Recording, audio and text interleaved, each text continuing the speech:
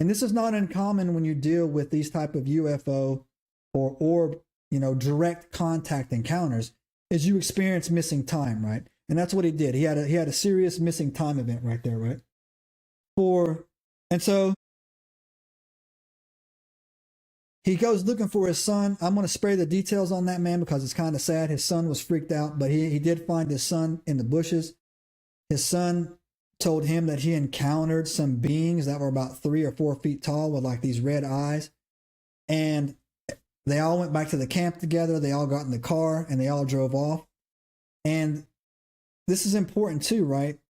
That I want to let you into how all, 5 of these men were taking it, right?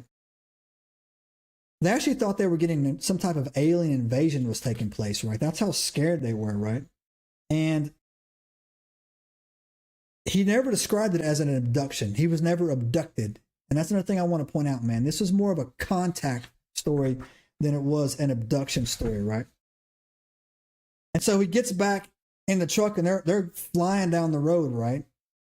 When they get back on the road and they start heading down to the street where they were going, right? He says that he encountered a 4th orb on the highway in front of him, right? But it was kind of like a football-shaped orb, right?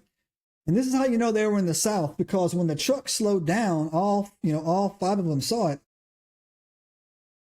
But then he says someone, not in the truck or somebody that was just in the area shot at it, right? With a shotgun, right? So he was hearing these gunshots, right? So the orb was evading or whatever. They're speeding off down the highway.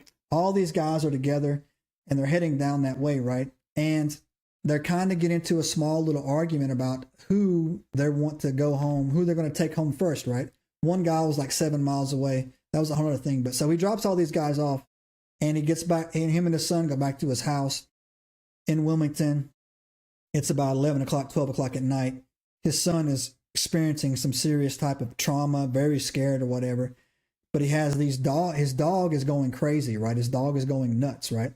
And so he goes to, get his dog calmed down, and he realizes that something is in his backyard, right? So he opens the door up for the dog, and the dog shoots out. And the dog runs into the bushes and is, trying to get around. He's standing out there, and when he's out on his back porch, this little 3-foot being steps out, or 4-foot being stepped out, right? And he described it the following way, that it was childlike, humanoid, but childlike. It looked like it had glass. He described it as looking like it was made of glass or wearing clothes that resembled glass. Subscribe now and turn on notifications to join us on this extraordinary journey into the unknown.